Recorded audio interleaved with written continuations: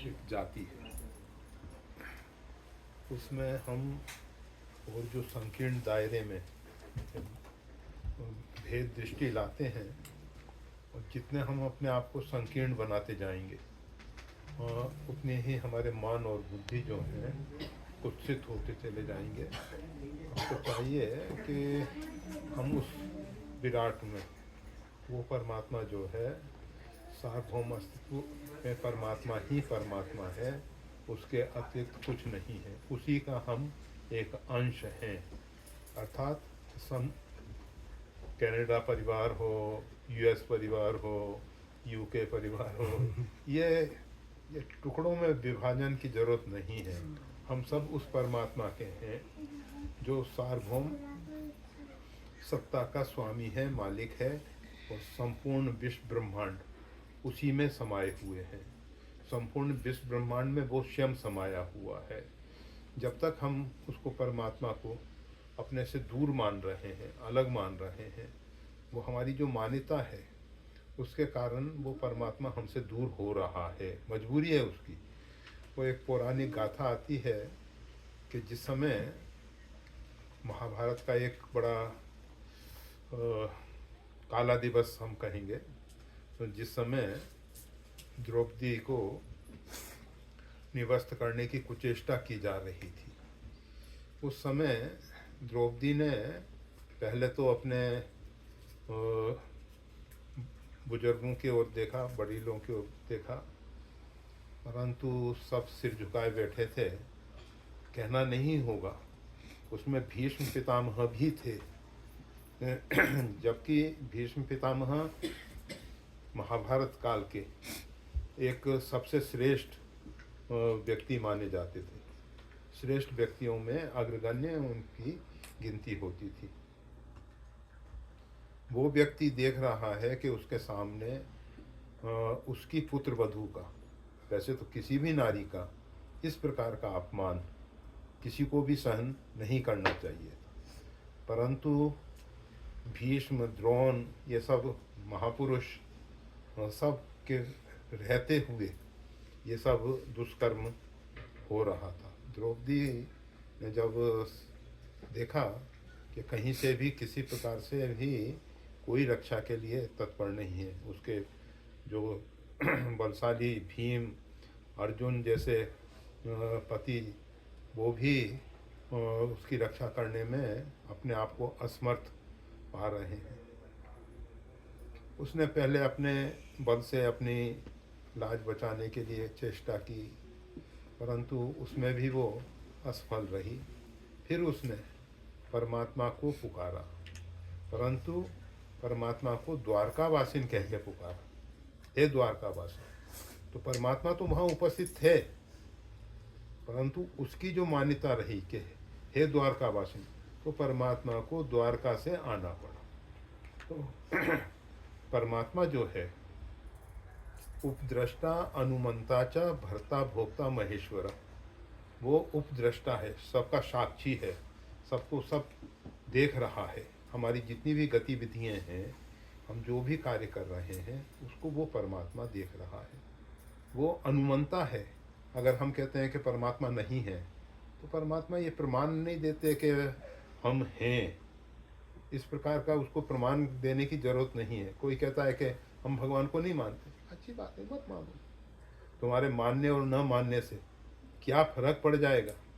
परमात्मा तो अपने प्रतिष्ठा में स्वयं प्रतिष्ठित है। अगर कोई नहीं मानता है तो वो उसको नुकसान होगा जो नहीं मान रहा है, और जो परमात्मा को स्वीकार कर रहा है वो लाभ में रहेगा। पर परमात्मा को इससे कुछ मतलब नहीं है। परमात्मा को कोई कहता है नहीं, परमात्मा तो अंतर्यामी है, तो परमात्मा उसके हृदय में प्रत्यक्ष कृपा करते हैं। वो कहता है नहीं, परमात्मा तो निर्गुण निराकार है, तो उसने फिर परमात्मा को एक सीमा में बांध दिया कि परमात्मा निर्गुण ही है, परमात्मा सगुण साकार नहीं हो। परमात्मा सर्वसमर्थ है, वो निर्गुण निराकार भी है, वो सगुण साकार भी है। केवल परमात्मा इतना ही है। ऐसी जो मान्यताएं हैं, ऐसी जो धारणाएं हैं, ये परमात्मा के स्वरूप तक हमको नहीं पहुंचने देते हैं। और जब तक हम परमात्मा के स्वरूप को नहीं जानते, ये सब परमात्मा के रूप हैं। अनेक रूप रूपाए विष्णवे प्रभु विष्णवे, ये सब जितने भी रूप हैं, ये सब मंदिरों में जो भगवान के विग्रह रख रखे हैं वो सब परमात्मा के ही रूप हैं। परंतु परमात्मा का स्वरूप क्या है, ना तो हम परमात्मा के स्वरूप को जानते, ना अपने स्वस्वरूप को जानते। को अहम, हम कौन हैं नहीं जानते।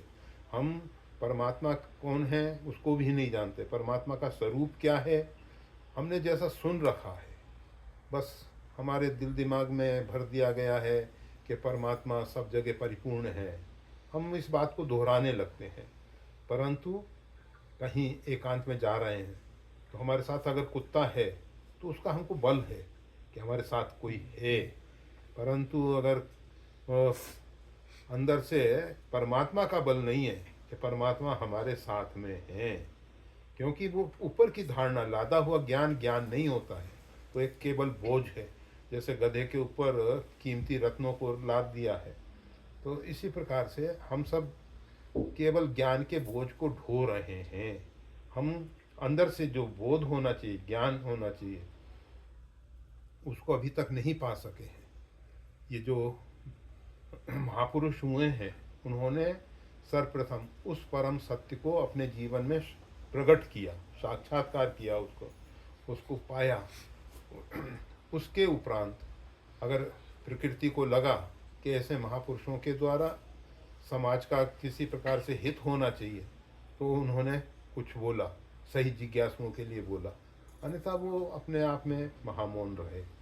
तो वो जो परम सत्य है, जो परमात्मा का स्वरूप है, जो मन बुद्धि वाणी का विषय नहीं है, जो वाणी के द्वारा व्यक्त नहीं किया जाता, उसको जब तक हम नहीं जानते हैं, ऊपर से हम कुछ भी कहते रहें कि परमात्मा ऐसा है, परमात्मा ऐसा है, या आत्मा ऐसा है, और नयनम छिदंती सस्तानी नयनम दहती पाप, परंतु एक सुई पैर में लग जाए, कांटा पैर में लग जाए, हमको बहुत तकलीफ होती है। हम अपने आप को शरीर मान रहे हैं। हम शरीर से भिन्न हैं, शरीर से पूर्व भी हम थे, शरीर के न रहने पर भी होंगे। परंतु हम अपने स्वरूप को नहीं जानते, अपने परमात्मा के स्वरूप को नहीं जानते। और अगर व्यक्ति पूरे दुनिया का जानकारी हासिल कर ले, वैसे तो संभव है नहीं, एक एक आकाश में, अंतरिक्ष में जो पिंड घूम रहे हैं, निहारिकाएं हैं, उन निहारिकाओं के अंदर तारे हैं, जैसे सूर्य एक छोटा सा तारा है, इसी प्रकार की असंख्य निहारिकाएं हैं। और उन निहारिकाओं में भी एक गति है, वो चल रही हैं। उसके अंदर जो तारे हैं उनमें भी गति है, वो सब चल रहे हैं। फिर उन तारों के इर्द गिर्द घूमने वाले ग्रह हैं, वो भी चल रहे हैं। उसके इर्द गिर्द घूमने वाले उपग्रह, जिसको चंद्रमा कहते हैं। तो ये सब को हम कितना ही जान जाएं, वैसे तो आपको मालूम है 1,88,000 मील की गति से प्रकाश चलता है। अगर सूर्य से यहाँ तक आने में प्रकाश को 8 मिनट लगते हैं, और ऐसे भी हैं जहाँ से प्रकाश को आने में हजारों वर्ष लग जाते हैं। इतनी दूरी पे हैं, तो वहाँ तक तो हम पहुँच नहीं सकते, क्योंकि कितनी ही तीव्र गति से चलने वाला यान तैयार कर लें हम प्रकाश की गति से भी अधिक, तो भी हजारों वर्ष हमारी आयु नहीं है। हम सब देख रहे हैं 100-200 वर्ष में अभी वर्तमान में सब सिमट जा रहे हैं। लंबी आयु वाले बहुत कम है। तो कहने का मतलब ये है, इस प्रकार से हम प्रत्यक्ष जा कर तो देख नहीं सकते, समझ नहीं सकते। इसलिए ऋषि महर्षियों ने उस बोध को पाने के लिए स्वयं अपने अंदर वो दृष्टि पैदा की। भगवान शंकर ने पार्वती जी से यही बात कही, मुकुर मलिन और नयन विहीना, राम रूप देखें किम दीना। वो बेचारे दया के पात्र परमात्मा श्री राम को क्यों नहीं देख पा रहे हैं, क्योंकि उनका हृदय रूपी जो दर्पण है वो विषय रूपी काई से मलिन हो गया है। और नयन विहीना, जिस दृष्टि से वो परमात्मा देखा जाता है वो दृष्टि उनके पास नहीं है। शिव नेत्र उनके पास खुला हुआ नहीं है। हम सबके पास शिव नेत्र है, तीसरा नेत्र है, परंतु वो खुला हुआ नहीं है। और जब तक वो शिव नेत्र खुलता नहीं है तब तक राम का दर्शन होता नहीं है। जब तक हमारा हृदय रूपी दर्पण साफ स्वच्छ निर्मल नहीं होता है तब तक हम परमात्मा के बिंब को भी नहीं देख पाते। परमात्मा को देखना बहुत आगे की बात है। अभी हम वर्तमान में परमात्मा के प्रतिबिंब को, जैसे मिरर में, दर्पण में आप अपना बिंब तो देख लेते हो, पर हम तो उस परमात्मा के बिंब को भी नहीं देख पा रहे हैं। तो जीवन में अगर बिना परमात्मा को देखे, परमात्मा को बिना जाने शरीर का प्रारब्ध पूरा हो जाता है तो शरीर, मानव शरीर पाना निरर्थक हो जाएगा। भगवान श्री राम का जिन्होंने, वाल्मीकि रामायण में ऐसा आया है, भगवान श्री राम का जिन्होंने साक्षात्कार नहीं किया, दर्शन नहीं किया, तो भगवान श्री राम को जो नहीं जानते वो सब निरर्थक ही जीवन जी रहे हैं। अर्थात परमात्मा, पर उन्हीं को राम कहते हैं, उन्हीं को कृष्ण कहते हैं, उन्हीं को शिव कहते हैं, और उन्हीं के भिन्न भिन्न विशेषण हैं, नाम। तो उस परमात्मा को अगर जाने बिना हमारा जीवन का प्रारब्ध पूरा हो गया तो जीवन निरर्थक चला जा रहा है। अब लो न सानी, अभी तक तो जितना बीत चुका है, अब न सही हो। अब जो शेष बचा हुआ जीवन है उसको हम निरर्थक बर्बाद नहीं करेंगे। जो बीत गया वो तो, परंतु अभी जो शेष है, अगर परमात्मा की कृपा करना हो तो एक क्षण में भी परमात्मा अपने विषय में बोध करा सकते हैं। वो सब समर्थ हैं, केवल हमको उनके शरणापन होना है। और कौन से परमात्मा की शरणागति स्वीकार करनी है? ईश्वरः सर्वभूतानां हृदय देशे तिष्ठति भ्रामय सर्वभूतानि यंत्रूणानि माया। वो परमात्मा जो सबके हृदय में बैठा हुआ है, भ्रामय सर्वभूतानि, और संपूर्ण प्राणी मात्र को जिस प्रकार से एक यंत्र को संचालित करता है, उसी प्रकार से वो परमात्मा जो है सार्वभौम अस्तित्व को संचालित कर रहा है। किसके द्वारा? अपनी आदि शक्ति भगवती जगदम्बा के द्वारा। वो जो भगवती है, आदि शक्ति है, जगदम्बा है, क्रिया शक्ति, इच्छा शक्ति, द्रव्य शक्ति, तीन रूप में प्रत्यक्ष दिखाई देती है।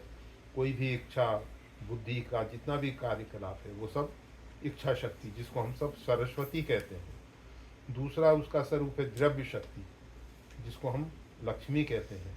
अर्थात हमारे मन में जितने भी संकल्प विकल्प होते हैं, उन संकल्प विकल्पों को पूरा करने के लिए जो शक्ति सामर्थ्य है उसका नाम है द्रव्य शक्ति, लक्ष्मी। और जो उसको क्रियान्वित करती है उसका नाम है क्रिया शक्ति, पार्वती। उमा, रमा, ब्रह्मानी, ये जो त्रिदेवी हैं, ये आदि शक्ति। उसके द्वारा वो परमात्मा जो है सार्वभौम अस्तित्व को चला रहा है। वो परमात्मा सबके अंदर बैठा हुआ है। तमेव शरणम गच्छ, भगवान श्री कृष्ण कह रहे हैं कि हे अर्जुन, तू उस परमात्मा की शरण में जा। ऐसा नहीं कि तू बैकुंठ में जो नारायण हैं उनकी शरण में जा, शिवलोक पे जो शिव हैं उनकी शरण में जा, या गौलोक में जो भगवान श्री कृष्ण हैं उनकी शरण में जा, या साकेत में जो भगवान श्री राम हैं उनकी शरण में जा। वो कहते हैं कि जो सबके हृदय में बैठा हुआ है परमात्मा, तमेव शरणम गच्छ, उसकी शरण में जा तू, तत् उसकी कृपा से तू परम सुख, परम शांति पाएगा। जो हम सब चाहते हैं अपने जीवन में, हम सब चाहते हैं कि परम सुख मिले, परम शांति मिले। तो वो परम सुख और परम शांति जो है उस परमात्मा की शरणागति। कौन सा परमात्मा? जो सबके हृदय में बैठा हुआ है। जब तक हम उस परमात्मा को नहीं जानते, जब तक हम, केवल सुनने से नहीं होगा, जब अंदर से बोध हो, वो परमात्मा का साक्षात्कार हो कि सबके हृदय में बैठा हुआ जो परमात्मा है हमको दिखाई दे। आज तो हम हर एक व्यक्ति के साथ भिन्न भिन्न प्रकार का व्यवहार करते हैं। हमारे सामने एक लड़की दिखाई देती है, एक महिला दिखाई देती है, एक पुरुष दिखाई देता है, एक बच्चा दिखाई देता है, एक जवान दिखाई देता है, एक वृद्ध दिखाई, हमको परमात्मा नहीं दिखाई देता, हमको व्यक्ति दिखाई देते हैं। व्यक्ति का ऊपर का ढांचा दिखाई देता है, ऊपर का खोल दिखाई देता है, ऊपर का शरीर दिखाई देता है, और शरीर की जो मान्यताएं हैं वो हमको मान बैठे हैं। तो सबसे पहले उस परमात्मा को जानना है कि वो परमात्मा का स्वरूप क्या है, फिर उस परमात्मा का साक्षात्कार करना है, और फिर उसके बाद उस परमात्मा की शरणागति स्वीकार करके परम सुख परम शांति पाना है। केवल जीवन का इतना ही ध्येय है, इतना ही उद्देश्य है, और अगर हमने इतना नहीं किया तो हमारा जीवन बेकार चला जा रहा है।